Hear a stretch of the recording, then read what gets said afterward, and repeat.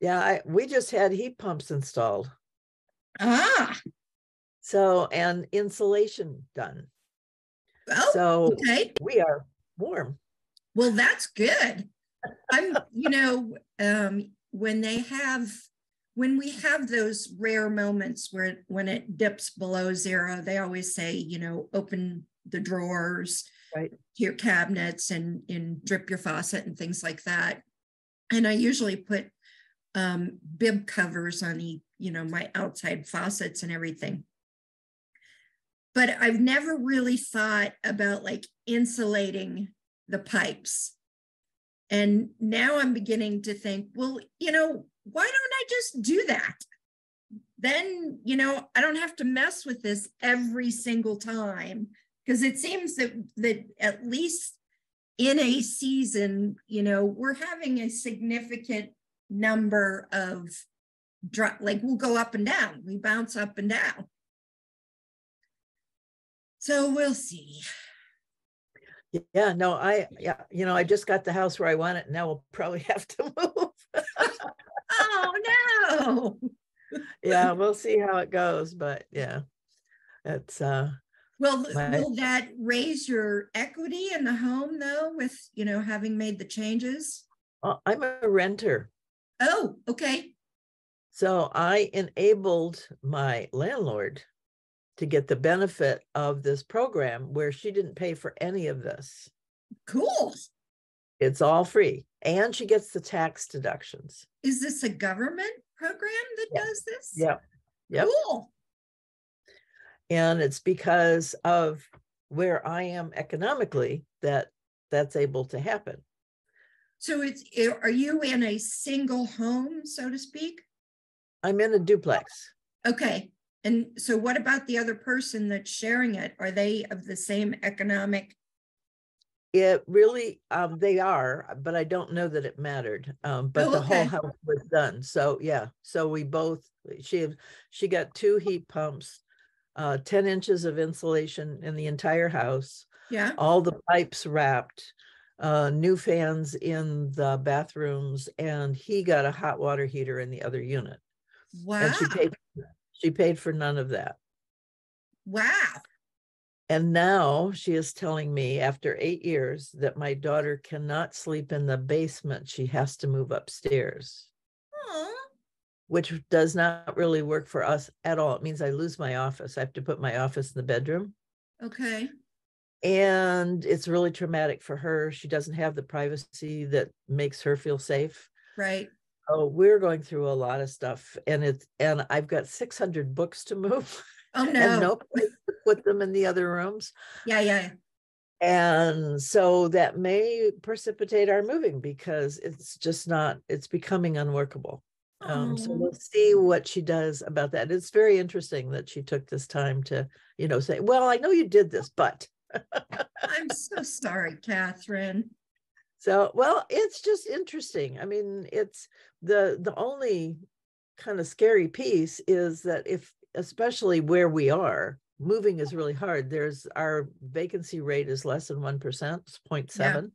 There's really no place to go, especially at the level that I've been paying here. So right. Our rent dramatically increased if we move. And then if we move to West Virginia, which is what we're looking at, it's still a lot of money to get there. And I mean, it has its own, challenges, but so we'll see. So yeah, it's made my daughter a little crazy, which I anticipated it would. It made me a little crazy too, if I didn't have to be strong for her. Right. Well, I'm so sorry for that hassle. Yeah. And all the economic games that we're forced to play. So yeah. So Anya and Robert, we started the call by, Kathryn asked me how I was, and I said I'm cold, because Texas actually had 2 days of, freezing rain, which we don't know what to do with. So, it shut down schools and things like that. And I was talking about insulating my pipes and things of that nature. So we got into heat pumps. Well, Kathryn, you know, if you need to rant and rave or cry or scream or get, you know, whatever, I'm here. Oh, thank you. Anytime. Yeah. Anytime. Yeah, we'll just see. I mean, I'll know in the middle of February kind of what's going to happen. So there's some really good things on the horizon, and if those happen, that makes everything much easier and clearer. And if not, then it's a different story. So we'll see. I'm interested in why you said, I forget what state it is in the Southwest, Southeast. West Virginia. West Virginia. Why there? Because it's the only place I've found in the entire nation where we can afford houses. Wow. Whoa. Really? Really? Well, in Indianapolis, I bought my house 60,000. Sure, when? That's cheap. When? Well, it has been a while. You forgot about that part, Audie. Forgot about that part. Oh, Annie, I mean, I bought my house for $14,500. Ooh. Yeah. Oh yeah, that was in 1972. Yeah, yeah. Yeah. Yeah, yeah. Mine was in the 1900s also, I think. Yeah. Oh. Yep. So that's definitely a factor at this point in time. Interesting times we're in, that's for sure. Yeah, yeah, yeah. Yep. I'm just glad we're connected with each other. So the impact on one kind of, you know, dissipates into the others. One of the things that was interesting today at HR, it was they've been doing a week of Black men talking about their experience. And I love hearing the Black community talk because they're so thoughtful. Mm-hmm. I mean, they've maybe had to be thoughtful, but they've made that choice. And they think deeply about so many things. And one of the things he brought up, which is a really interesting thing, is what would we do if we had a world without jails and a police force? Mm-hmm. How would that world look? How could we create that? And they're finding, of course, when they mention that, especially with white folks, it's just like, how would you, what would you do? I mean, where do you put the criminals? All of that kind of stuff, instead of really looking more deeply at what are the structures that we've created that make those things necessary. Exactly. Right. And can we undo them in a way where we don't need them? Also, they're not looking very hard. The Netherlands is a case study. They have some, they're very rare. And the whole idea of them is totally different. It's not punishment. Right. It is Denmark. Rehabilitation, and you're there for a certain amount of time and then you're released. Yeah. It's a very small percentage of the population. I mean, yeah. Yep. They have as many beds, beds or cells as the average county probably does in Georgia. Yeah. Yeah. And yeah, Denmark is the same way. The prisoners live in very nice spaces so they can come up to that space and be worthy of. Yeah. Mm-hmm. And the ecological principle of emergence, potential responds to conditions that are created. Yes. Potential rises into whatever emerges from the conditions that are created. And so if we create all these damn prisons, our potential is going to automatically rise to that somehow. You got to fill them if you have them, right? Yeah. It'd be so different if we created something different. Right. Yeah. Oh, it's very interesting. You should speak about potential, because in fact, what is offered in the prisons is so vindictive, so punishment oriented, and so understaffed and so underfinanced that what happens is that the prisoners bring the culture they're used to. It's a better choice, the gangs. Mm-hmm. so forth. Yeah. And it's very interesting from a sociological point of view what they've done. They've actually created what they left on the outside. And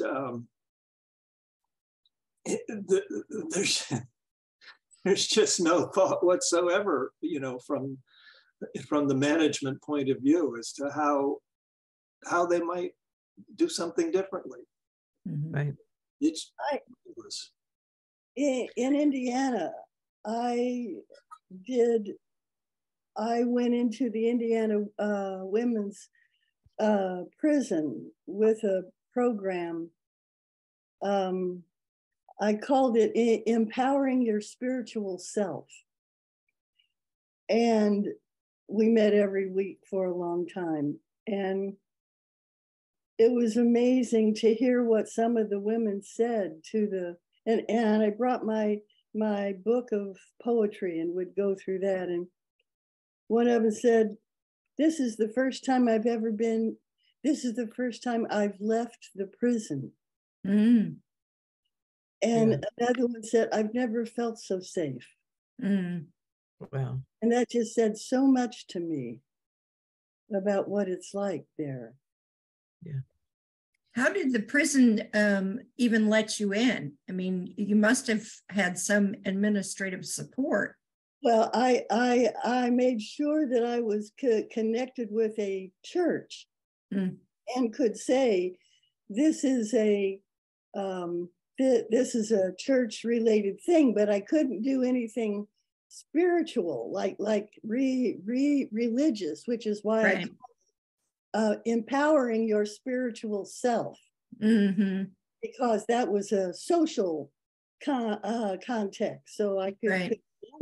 with that, and they let me in. You know, I was doing stuff and had a reputation for doing stuff, and they let me in. Yeah, I work with the juvenile justice system for a number of years and taught meditation. So we were allowed to do that. And I had one kid who managed to, in his first attempt at meditation, got off the floor about that much.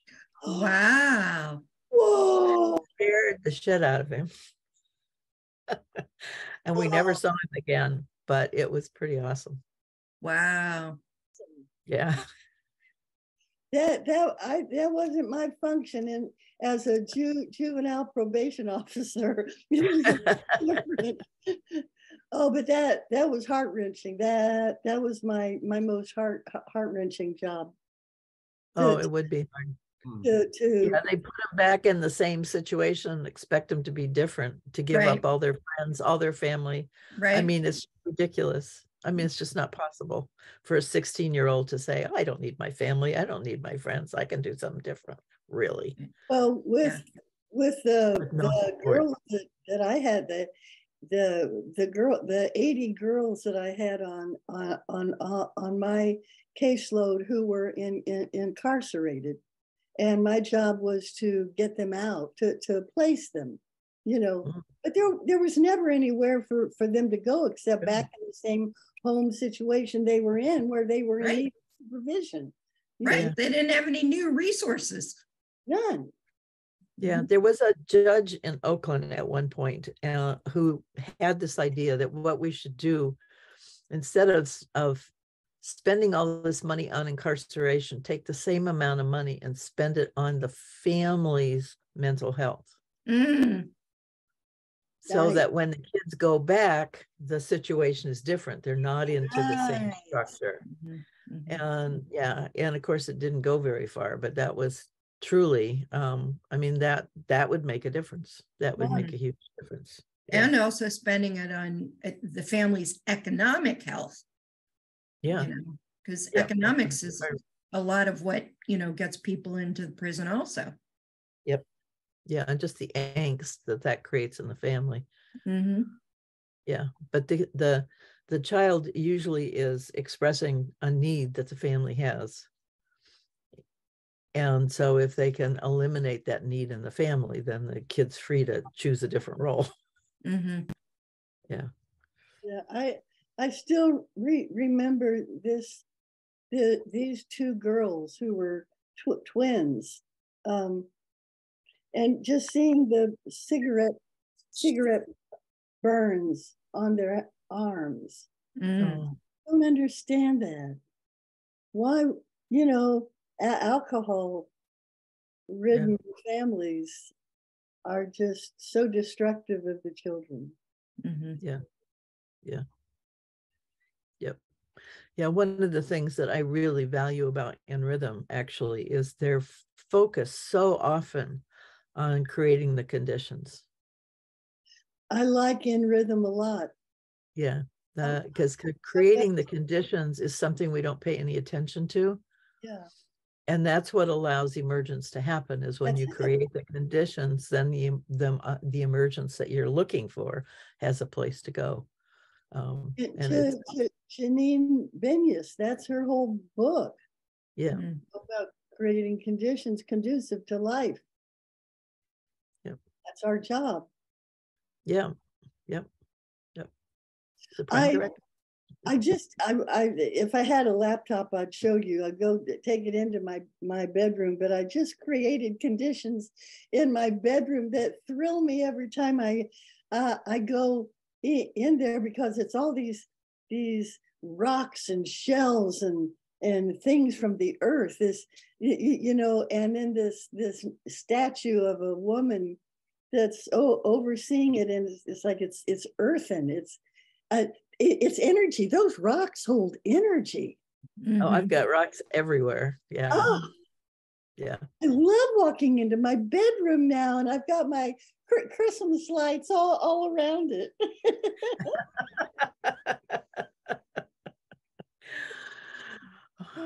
Yes. So what was the term you two used? En Rhythm? En Rhythm is a company. It's okay. N, the letter N, and then Rhythm. Okay. They're based in Boulder. It's a training program for regenerative leaders. Oh, really? Yes. And businesses. Yeah. Okay. So nrhythm.com? Yeah, I can send you an invite if you'd like. Yeah, I'd be curious to learn more about that. That helped me get in. Okay. It smoothed my path. Is it like a sponsorship type of thing? You need to have a referral from somebody that's already in? No, it's a Mighty Network thing. It's the way that Mighty Network is designed. Okay. And yeah, so I'll just send you an invite. Thank you. I'm learning. It feels good. Yeah, it does. Yeah. Yeah, they love what they're doing. They're really happy, and yeah. It's making the principles and practices of nature more of a felt experience. Yeah. That's who I am. Yeah. Yep. No, they really do well. Yeah.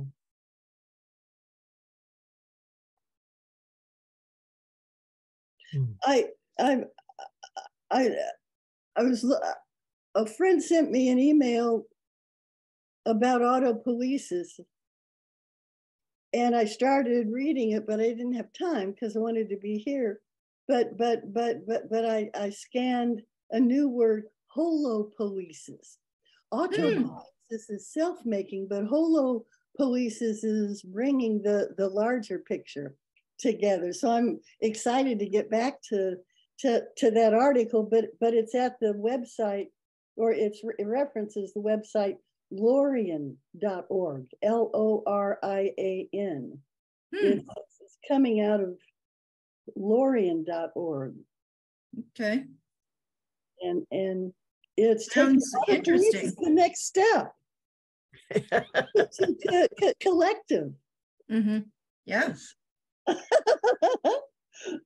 Woo. Ani, I thought you were signed up for a class. What happened with that? I went to the class. after, when we had the class before, after class, a group of us would meet at the coffee shop and talk. And that's not what happened last week. And the main guy who does that was not there. And I'd rather be here and talk, because it's the talking. It's not listening to the teacher, because I know everything he knows. You know, you like the interaction. Yeah. The interaction, the cross fertilization that we have here. So I'm hanging in here. Yeah, glad to see you. Just surprised. Thank you. Yeah, yeah. It's the dialogue that's so rich, and I'm a little. I found a cycle. I found a cycle that I needed the steps of, and it's when spirit inspires me, when there's this intake of spirit and then embodiment, there has to be expression. Got to express what comes in.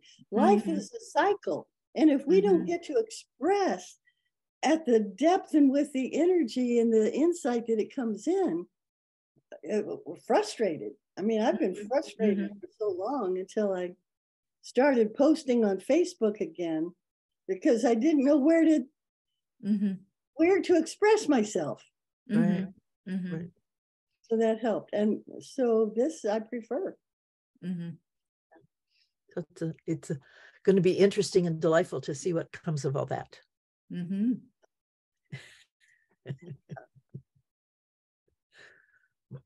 Holopoiesis. Oh, We get our mind around that. That's like, yeah, we can energize that field. Well, that's ecologies. That's how ecologies function. Yeah, it is. That's the whole point of that. Yeah, and it takes time. It takes time to develop the finesse from each individual self to all the others, and to relax into that. I suspect, at least for humans, because we're so afraid of not being us, even though we're afraid to be us. And so we defend ourselves from other people because they're going to push us into something that is not really us, and yet we're not expressive of who we are either, because we're afraid we're going to get pushed back from that. So there's this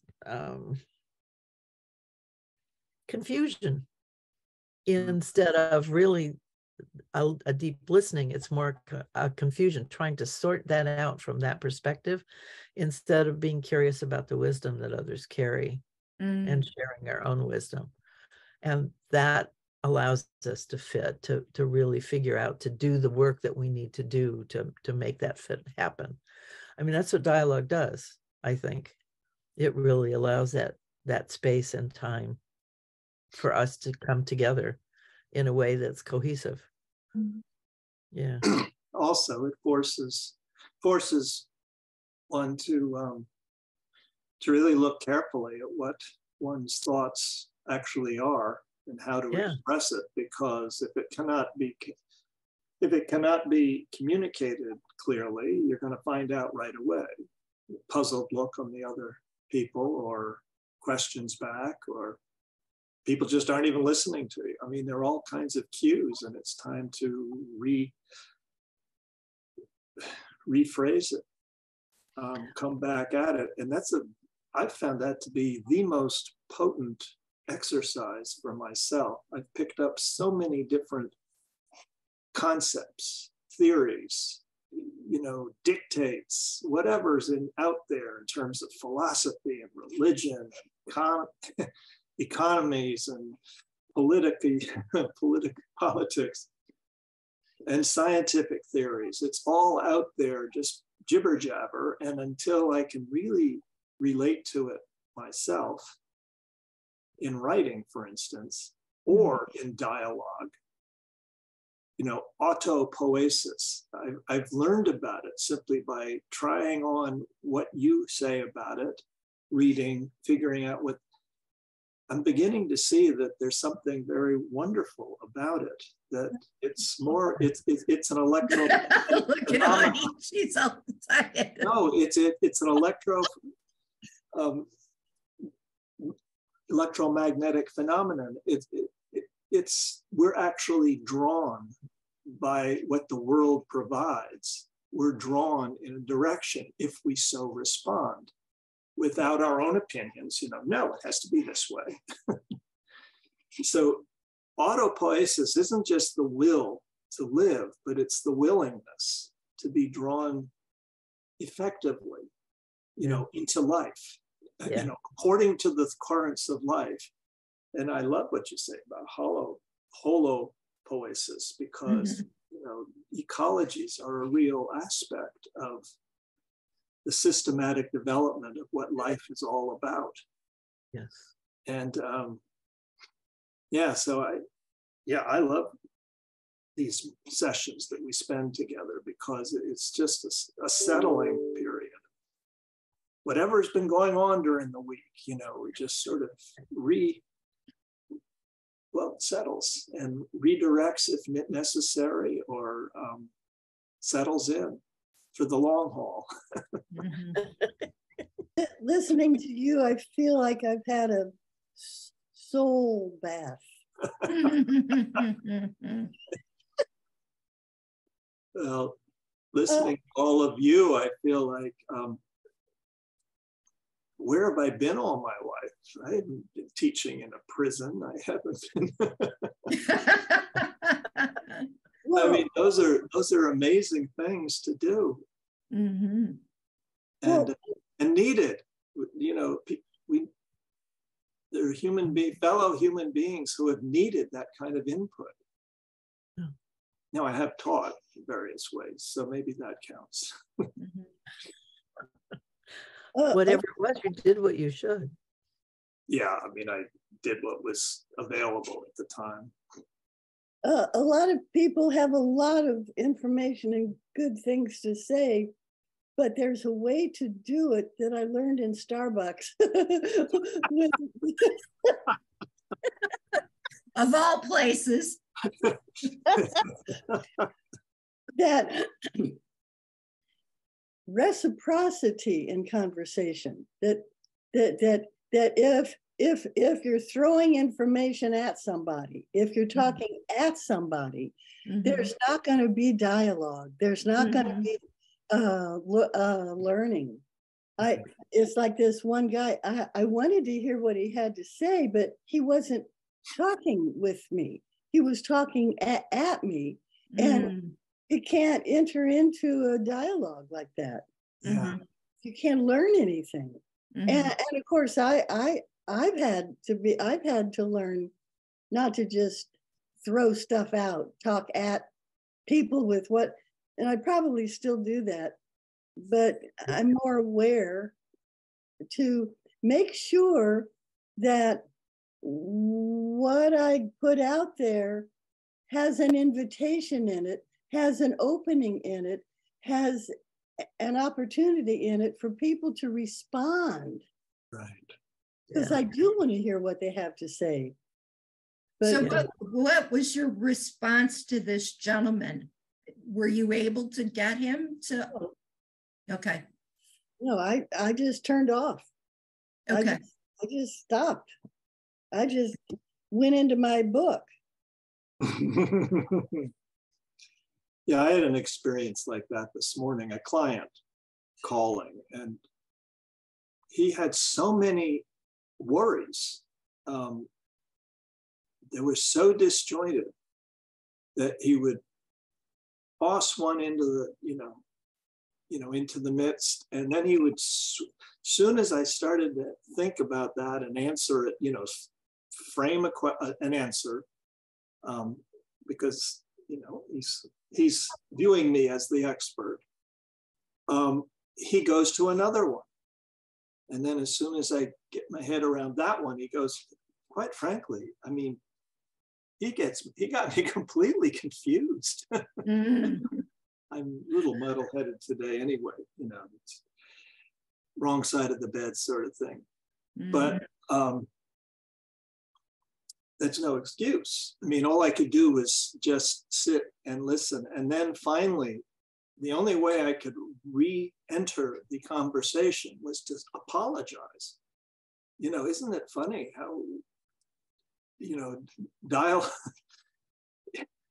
dialogue is something where everyone's sort of participating equally and freely, but normal exchanges, you often have to apologize because, you know, my mind gets twisted.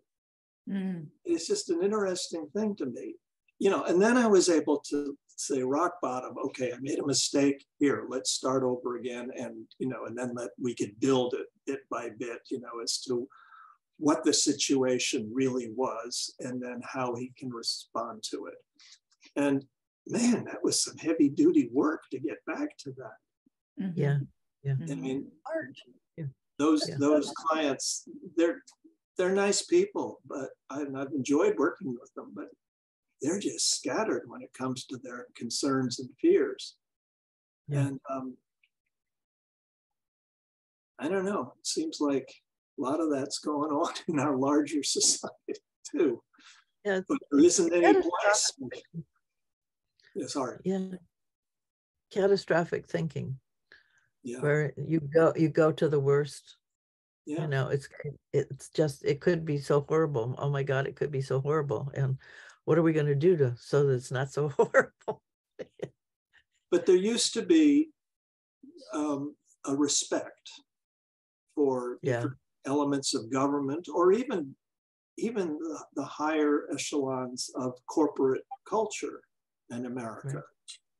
And so the expert could speak and help to reframe, and that can't happen anymore. It's almost gone. What does that do? It scatters us. It makes us all crazy. So many experts are so far from the problem that they don't know what the hell they're talking about. No, there's that too. Yeah, yeah. Well, and I think also another part of that, Ani, is we compartmentalize what people are experts in. So it doesn't take in the intersectionality of life, because it's okay, you're an expert in X, but that doesn't mean you're an expert in Y and Z and A and B, and you know. Yeah. Yeah.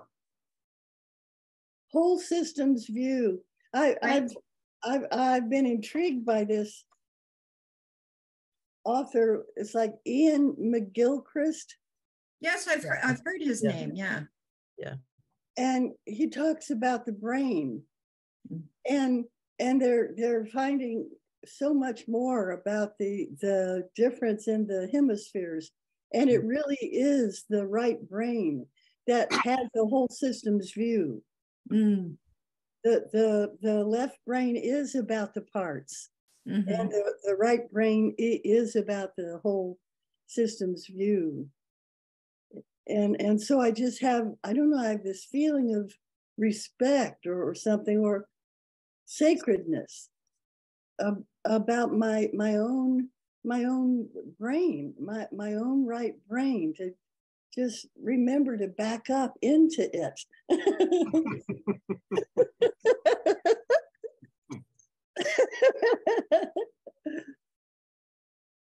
Well, I mean, that's good advice. Mm-hmm. Relax, totally relax. In any situation where where I'm feeling buzzed, confused, whatever, to simply relax. The right hemisphere just comes into play. It can start to perceive things. The heart comes into play. It starts to feel things. And yeah. I love what the article pointed out about implicit. The right brain understands what's implicit, but when the left brain begins to make explicit what's implicit, it just screws the whole thing up, because it doesn't get it, because there are nuances in implicit that when you try to language it and make it explicit, you miss the nuances, the essence. That's why we do poetry. That's right. That poetry is totally implicit. Yes. Yeah. I wrote a poem about that. Do you have it? Well, didn't you read us a poem of yours that was really quite stunning? You should share more of your poems with us. Nice. Thank you. Let me see if my mind finds the one of which I'm speaking.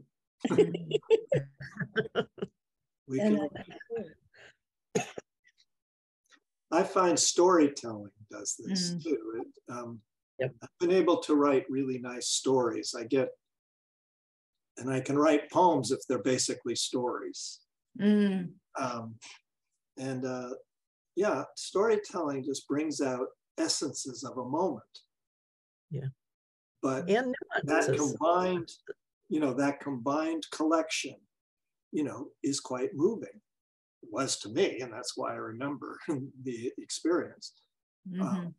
And it can be when it's recited to other people. Yeah, so I'm in a lot of serious situations, serious get down to business situations in architecture, construction, whatever, the ones that I'm involved in. Or at the UN, I would tell stories, and immediately you would have even ambassadors, not maybe our country, they're too stuck up, but ambassadors from other countries, immediately. We had this one ambassador who was thrilled by what we were sharing with her. And so she said, we asked her about folk songs in her country. It was one of the countries adjacent to Congo. She started singing for us in a big meeting. That just conveys so much, So, I'm still talking about expression and in the way we communicate. Communication is so it's overlooked as to what the different nuances can be and probably should be if we were to truly communicate with one another. I see that it gets so. I don't know. You were expressing it better on it when people are just sort of blurting out at you. Can I share the poem? Yes. Yeah. Poetic Infusion. Speaking poetry aloud converges my divergent parts. Ripens sweet red my green apple tart. Jumps my soul's battery to start. Puts my horse before my cart.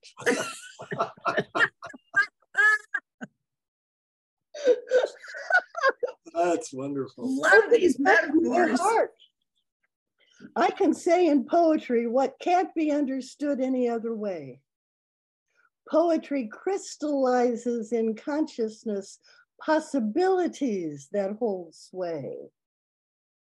Poetry makes sense out of nonsense by using melodic themes to thread dangling hopes into realized dreams. Poetry is the heart's song in everyday vernacular that can make the most awful thing absolutely spectacular. If you're spinning in dizzying confusion and can't come to any good conclusion and feel like everything's an intrusion, take a poetic infusion. Oh, beautiful. That is really, really fun. That is great. Yes. Ani, would you be willing to send me? Yeah, I'd love a copy too. That's awesome. Sure. And I was going to ask you if you'd send it to me, and I'll put it in underneath the video. Sure. Yeah. Yeah. Or you can put it under the video. Yeah. Happy to. Yeah. Yeah. Great. Have fun. you published any of your poetry? It's on Amazon. Okay. The title is That Which Arises. Okay. That's the book. That's the book.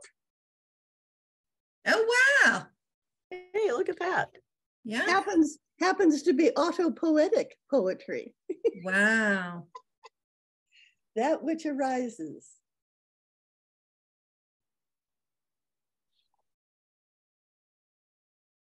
I haven't really directed people to the book online. It's because my older sister didn't, what I put in the foreword about my life, Mm-hmm. about the author, was not socially acceptable to her. Mm. So she didn't want to give it to all of her church people. Mm. And that kind of put a kink in my whatever to Yeah. get it out there. Yeah. Dampened your enthusiasm. Because it's like my journey, Right. And it's your journey. Right. Yeah. Yeah. Yeah. Well, it also shows the value of humor in all of what we're talking about. Communication. Yes. Mm-hmm. Yeah. Humor, it made me sad. I'm still sad about it. But I mean, your poetry brings the humor. No, the situation, I'm sure, is quite, depressing. Yeah. Yeah, because I want to celebrate my life, even though it was a meandering kind of way. And I wouldn't write the same thing now, but in 2015, that's what I wrote. Mm-hmm. Yeah. Yeah. How do you think your writing would differ? My writing wasn't different. I emphasize differently now. Okay. Yeah, I don't need to. I don't need to say all those things again. Yeah, my folk. I'm not the same person. Mm-hmm. Well, I think what you're speaking to too is the levels that we communicate as. And if you don't do the levels, you can't move. You can't skip. You really have to be where you are and undo that so that the next one can show. If you don't, then it stays and it just blocks all that stuff. It's unexpressed. Yeah. It's like you're hiding part of yourself or something. You're taking it away somewhere. Yeah. When it's foundational. Yeah. Yeah. It needs to happen. Yeah. Mm-hmm. Thank you. Yeah, but people get their egos caught into that, and it makes it hard for them to go there. Mm-hmm. Right. Yeah. Yeah, we want to make up what it really is instead of seeing what it really is. Yeah, but I like what you're saying. The foundational network. I mean, we didn't just get where we are right now like that. Right. Steps. Mm-hmm. We went through it. All of it counts. Mm-hmm. Yeah. Yeah. Yeah. I mean, I'm doing the same thing with my daughter. She's going through levels of all of this change because it's huge for her. I mean, it's just huge. She's been in her own world for 5 years, and all of a sudden she's got to be upstairs in a different world, and she's designed her life in a way that she can go lay down for a day or two and it's fine. Up here it's going to be harder. So it's a big change. It's a really big change, and she's trying to be good, and then she'll have a meltdown and apologize, and I'm going, no, don't apologize, it's really fine. You need to express that. And then she does, and she goes, oh, okay, I need to stop resisting. But she wouldn't have seen that if she hadn't resisted. You know? And if you hadn't allowed her to do that, you know, given her permission to do that. Yeah, we want to make our conversations so sanitary. You know, there's no swearing, there's no energy, there's no anger, there's no angst, there's no tears, all of that. And you can't communicate without those things. You know? I can't communicate. Yeah. I don't think anybody can, really. I think you hide part of yourself. Yeah. And tears come to my eyes. Yeah. You know? Yeah. I can't not be animated. Yeah. Why would I even try? The other person's problem. That's Not a lot. That's the truth. Yeah. Yeah. Yeah.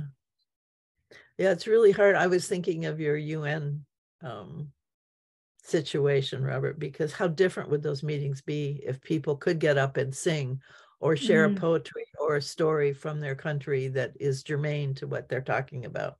Because it just gives so many nuances you'll get in no other way. And we, you know, us white folks, man, we really sanitize our conversations. Yeah. And we have a hard time, really hard time dealing with it. I think that's a lot of the angst between races, frankly, is that it just makes white folks so uncomfortable to see that exuberance, whether it's thrilled with your own personal creativity or really concerned about something or just really emoting in the sense that you are. It just makes white people uncomfortable, and they want to sanitize it in every way they can. So they kick out kids from school all the time for being just exuberant, you know, just exuberant. You're not going to sit down and shut up. Then you go to the principal's office. It's just such a, we've just lost the skills to deal with that kind of stuff because we don't involve ourselves with it. We get it out of our experience.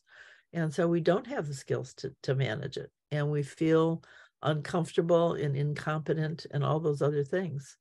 How much do you think religion, structured religion kind of factored into that sanitizing? Well, I'll tell you, in the UUA, we have the few Black ministers that we have, and we have some who will constantly talk about the difference in religious services. But you're seeing the same thing with kids. Kids don't want to sit there and be preached at. Right. No. They want to have an experience when they go to church. And that's not how you experience. It's not just kids. Yeah. Yeah. Well, it harkens back to what Ani was saying in terms of being talked at. You know, if your experience of church is that somebody just is talking at me, how is that a dialogue? How is that asking me to, you know, connect with words that are coming at me? Right. I don't go to church anymore because I don't want to be talked at. And this routine, next is the meditation and next is the this. There's no interaction with the people. Yeah. I mean, it's not it's not conducive to creativity or to humanity or to expression, to life. There's a group of Episcopal men, of all groups of people, called the Tri-Tank, Trytank, and they're trying to explode church. Huh.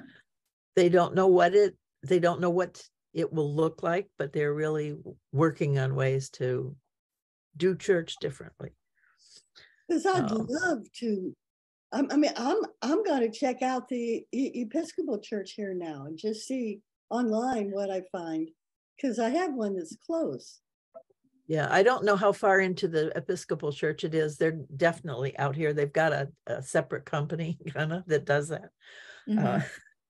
So I don't know that they're being embraced by the Episcopal Church, but they are Episcopals and they are claiming the space of trying to blow up church, which is kind of fun. Mhm. Yeah. Well, do you know why the name Tri-Tank, what that symbolizes? I don't. I haven't. I just found them the other day and I haven't really delved deeply. I mean, I'm in this new church and it would seem like we've got a chance to do something different. We have no history. Mhm. But what I'm finding is that people want to bring the old church forward. Mm. Oh, do we light this candle now or later? What did they do in the old church? Does Why it does it matter? matter? Yes. I mean, why is it even a relevant conversation? And we just aren't quite, comfortable with just experimenting. Yeah, that's true. Yeah, we've got a ways yet to go. Yes, we do. And I have to put myself in that picture too, It's like I've thought several times I could start church here where I live. There's a community room, nothing on Sundays there, and wherever I often have that thought, but it's like, but I don't know how, except to rely on what I know about church. Well, and is that a safe space to do it? You've already had one experience. Right. Right. Well, it's not. Yes. Yeah. And that's a really sad statement too, Kathryn, in terms of, is it a safe space? Because churches were designed to be safe spaces. Yeah. And I would say the majority of them, I mean, maybe I'm exaggerating, but the majority of them I don't think are. No, not unless you become one of them. And right. Unless you conform somehow to, a thinking, a way of being. Yeah. But even if it were a safe space, I don't know how to do it. I don't know the conditions to set. I don't know what that would look like. I just know what it would feel like. And there would be interaction. But it wouldn't be one or two people, and it wouldn't be now we do this and now we do this and now we do this. But you already did a bit of that in the prison with that class. That worked. That worked. Yes. How long ago was that? In the 90s. Or before. I don't remember exactly, but I wrote a poem about it, but I forget what it was called. About being there. Yeah. I forget what it was called. Oh, you mean being in the prison? Being in the prison? The women. Okay. The setting, what that was about, why I was there. I could think of, if the name comes to me, I'll look it up and share it. It's short, but it's it would be really interesting, if your poem, here's a confined space that's all about confinement. That if your poem was titled something like Liberation, where, here's this total opening and freedom to be who you authentically are in a place of confinement. Right. Well, that's in essence what it was. Okay.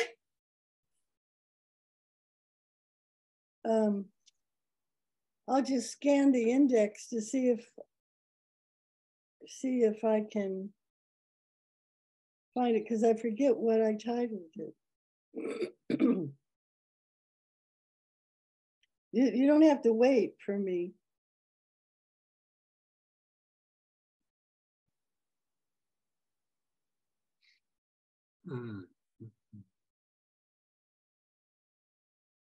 Kathryn, I want to go back and go into Stan's other networks and watch this week, because I've certainly been interested in the topic about systemic racism and how we can really kind of purge us of those practices and those habits. Would you, having attended those sessions, would you have constructed them any differently? I have been in and out of them. Okay. So there are a couple that I haven't attended, and one Diane Sue really recommended, and I'm trying to remember what day it was. Well, it must have been Tuesday. So I can say there was a recommendation from that day. I think today was really good too. Cuff had his family on, believe it or not, his son wow. and an uncle, and then two other people. And he's so good at really thinking. And they're one of the things that I truly have loved about the Black men who have been speaking up, and there have been a whole bunch of them, Tanai Coates, and a whole bunch of them. There's I want to call it clean thinking, because they're thinking about it without pulling in the patterns of thought that we have, the bias things. They're even very careful about their own response, their personal response to things. So it's not colored in those kinds of ways. They're really thinking about the dynamics. And it's just a wonderful space. We had a woman here who was killed in a plane accident a few months ago, Sandy Williams, who was just eloquent with that. She had a paper called The Black Lens, and she would bring out newsworthy things for the Black community. And so much of it was about this thinking. I mean, they are so focused on how to be who they want to be in a world they didn't create. That it's just rich. I mean, it's truly rich. It makes me pine for this kind of thing in our whiteness. If we would just engage in that same kind of conversation, we would find ourselves so close, because we all want the same things. We all want to thrive. We all want health. And the white culture has given up all that, has been sold our souls to the stories, the myths that we tell about progress and about, the wonderful things that technology does and all that kind of BS that has taken us away from our humanness. And they've clung to their humanness because that's all they had. Right. And they've got decades, centuries of that. So they're very skilled at really seeing and really feeling and really articulating what it is they see, feel, and think. And is that Black Lens digital? Is that like a digital magazine or newspaper? She died, and I don't know. Somebody said they were going to pick it up again, but I don't know that it's been picked up. And I don't think it was digital. I think she just printed it. I mean, she got all the information, collated it, put it in a newspaper, printed it, and delivered it. She was really passionate about it. And it's so interesting because when I hear and this is a surprise to me. I mean, that's my bias, to hear some of these people of color talking about their religious experiences and their understanding of religion and God. It is not so different from a lot of ours.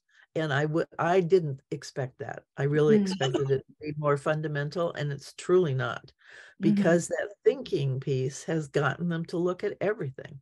And so there's just an incredible amount of depth. Yeah, it's very precious. So, and today was very good with that, because the guys that were on were really, really talking about how they understood the world. And one of the Cuff's sons said that their complicity is in being comfortable in conversations instead of being willing to have the hard conversations. Now, you can understand why they may be a little cautious about hard conversations with white folks. Yeah, absolutely. It's not going well. Put your life on the line. It's not gone well. But that still is true, because that is the bridge that's going to open that up. And that's what I have seen in the last 5 or 6 years, is that the Black men who are writing are doing that in a very provocative, very elegant, very unjudgmental way, but still pointing out the problems, not standing back from that.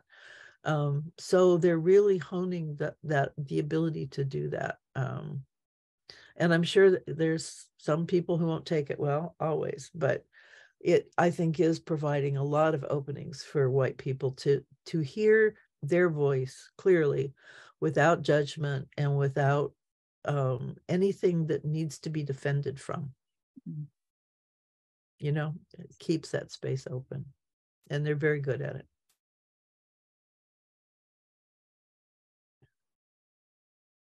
You found it, Annie? No, I didn't. It didn't. I scanned, but it didn't Pop up. It's in here, but yeah, I'll have to get the book. Yeah. Oh, that'd be great. Yeah, there's some good stuff in there. I mean, that still inspires me. Nice. Yeah, I love it. Isn't it fun when you go back and read old things and you go, that's good. That's really good. I like that. Where did that come from? Right. Yeah. But it's the poems, or what's in here are from journaling in communion with God. You know, 40 years. It's like I collected things for a long time. You know, it's part of my formational journey. And so writing this, I wrote it. I was in the forest for the 3.5 months when I went over it all and put it in a form that it could become a book. Oh, nice.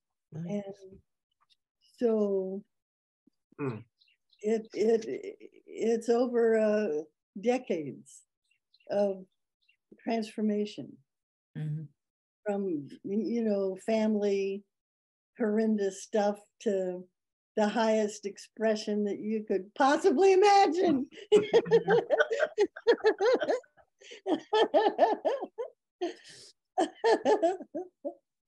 Well, they're connected, you know, both of those have threads of truth that we need to maintain and manage. Yeah, that's why you need the heights and the depths. Absolutely. Well, so I'm going to take off. I'm going to probably buy that book on it. I was really impressed with that poem, and the other one you read too. I need to get ready for a meeting at 4. So okay. Get going. Bless you. It's been a pleasure. See you next week. Yeah. Bye-bye. I think I'm going to take off too, because I need to get a quick lunch before my next meeting. It is time. Enjoy. It is time. And I'm not in a rush, and I've been in here for as long as you want, Kathryn. Right. Bye. Have fun. Bye. I ain't going nowhere. Yeah, it's been a while since Yeah. had, but it's all good. The in rhythm flow of it all, and Yeah.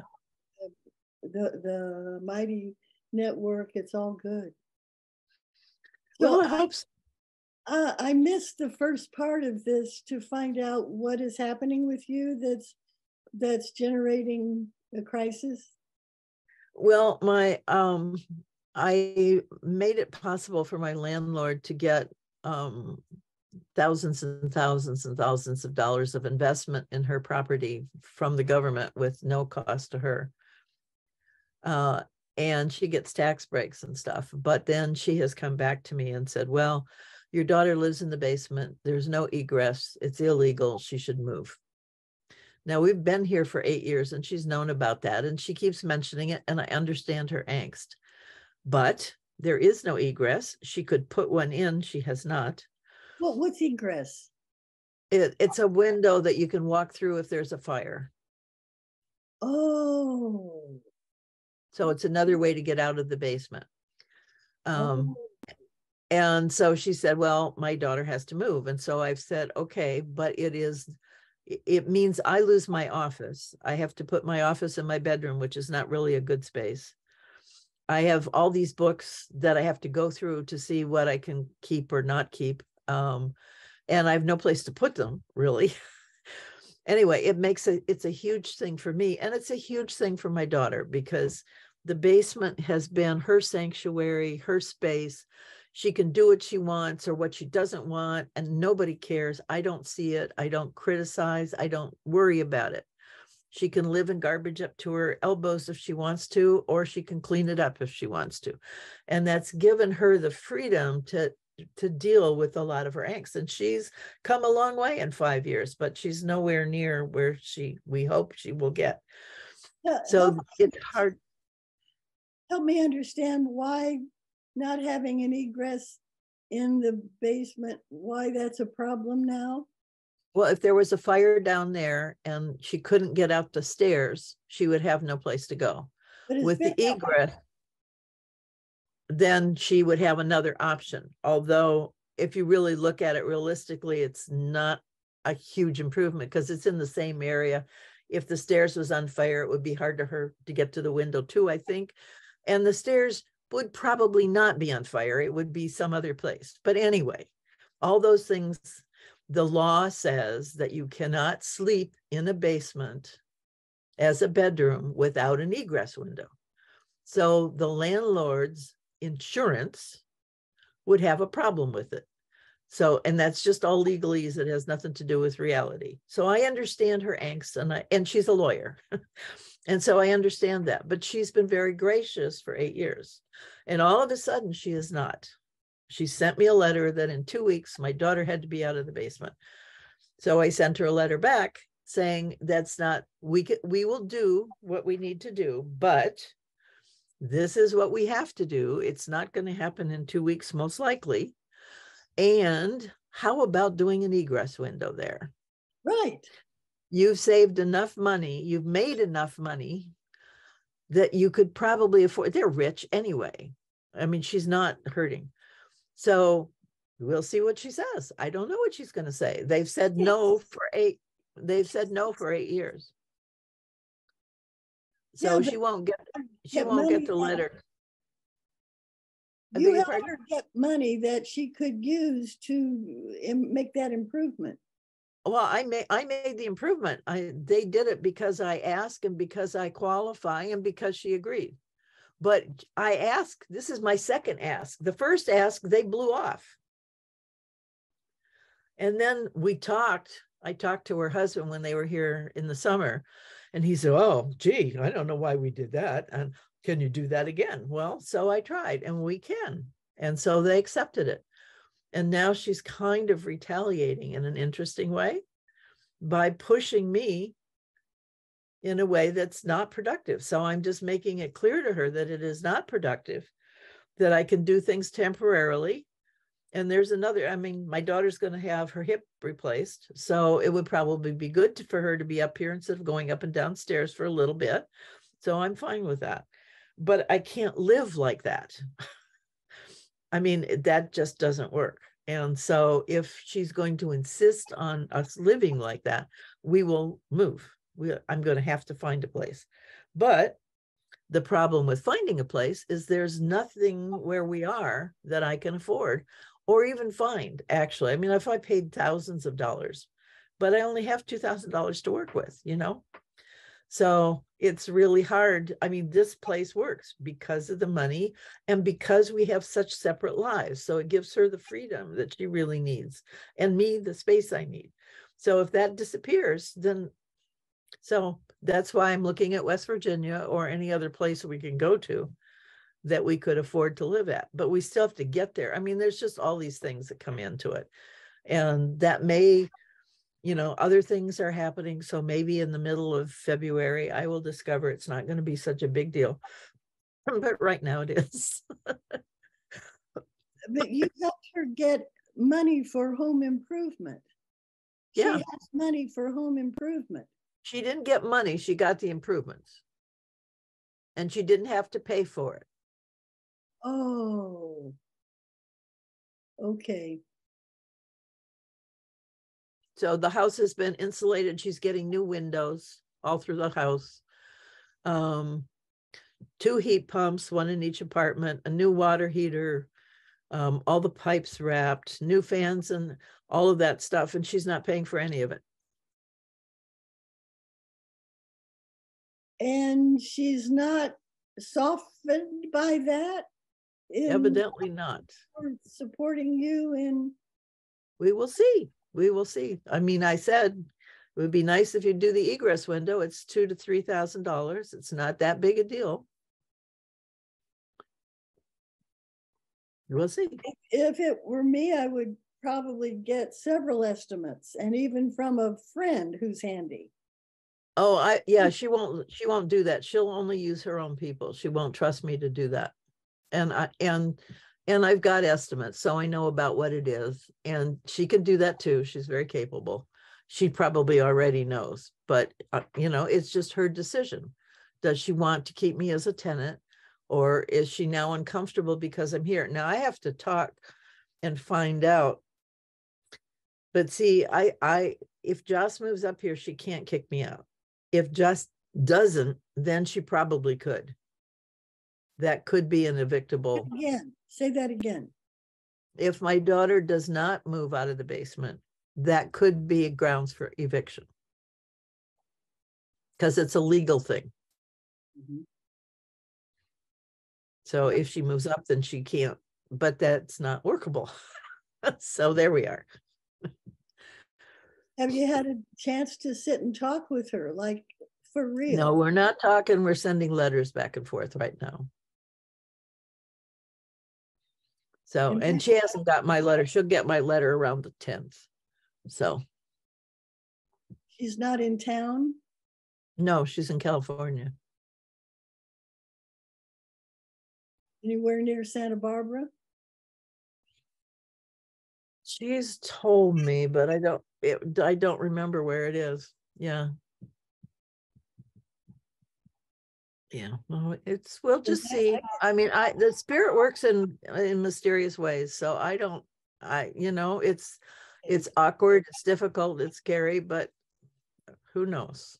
You know, I mean, there's been a dissatisfaction with this place in a number of ways anyway. Largely, there's no nature around. There's a beautiful pine tree in front, and an acacia, catalpa tree, and I've got a new one growing on the side. So those are great friends, but they're not enough, frankly. I have no yard really, so being outside is really hard. I'm on the street if I'm outside. So that's been a concern. And I'm thinking, you know, if this is the house I die in, because we're at that point, then I want more than I'm getting here. So, I mean, it's fine. It's awkward. It's difficult, but it is, and it's a pain in the butt to move. I've moved in here in little pieces, so it's not been hard, but moving out is going to be, it's going to be a lot. But, one more move, one more. Right. Yeah. So we'll see. Yeah. Well, you're resilient. Yeah, and I feel really safe here in Washington. That's the other thing, from all the trauma that's going on in the environment. And I'm not so sure I'm going to feel so safe in West Virginia. It's a different space, and I don't know it as well. And yeah. So anyway, those are all things that are just running through my head at this point. I'm going to look in the newsletter that management sends out the first of every month. They have a link in there if somebody wants to apply for housing here, to go to this link. I'm going to send it to you. Okay. Oh, wouldn't that be fierce, having both of us together? I got a Mountain View. Yeah. Trees around. And it's Santa Barbara, which is a lovely city. Well run. Yeah, it's the rent and having two spaces for us to live together in a way that's separate.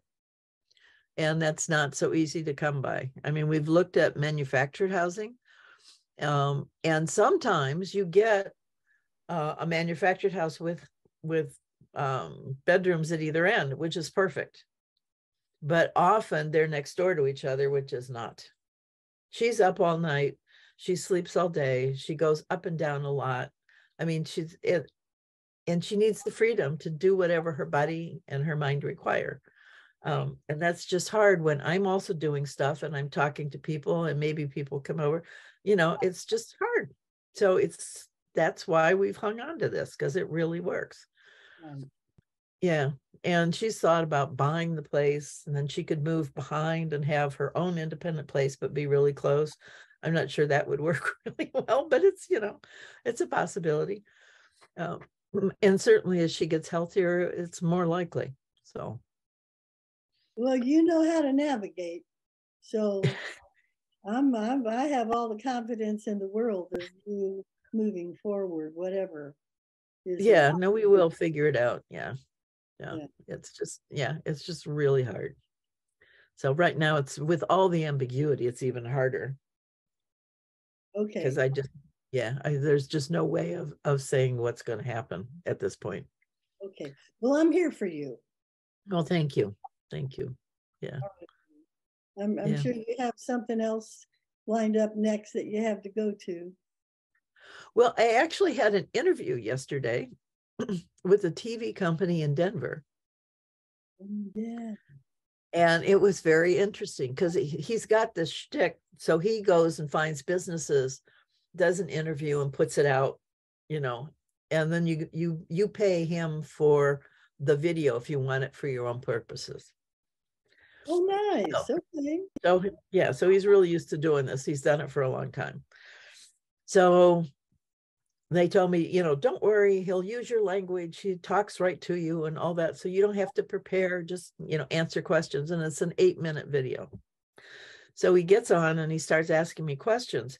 And he said, I don't want yes or no questions. I want you to talk in depth. He doesn't know me. And I said, fine. So he asked me questions, and so I answered them, and you could see the shock on his face, because he's not thought about the earth in the way that we think about the earth. He's not thought about business and their role in that. And so he would ask questions. Oh, you can do this. Yeah. Yes. And I paint this big picture, and he would go, okay, but he rolled with me. He really did. And we did 16 minutes instead of 8. So they're going, well, we're going to have to change some things here, because we don't usually do that. It's always 8 minutes. And he came back afterwards. And I mean, it touched him in a way, because he had not really thought about things. So it'll be interesting to see what they do.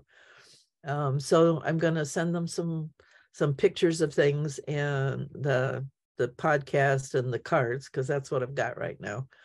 and they've got the website. And so they'll put together a really polished 16-minute production, which I can then use and which they will send out on the airwaves. So we'll see what happens. Good.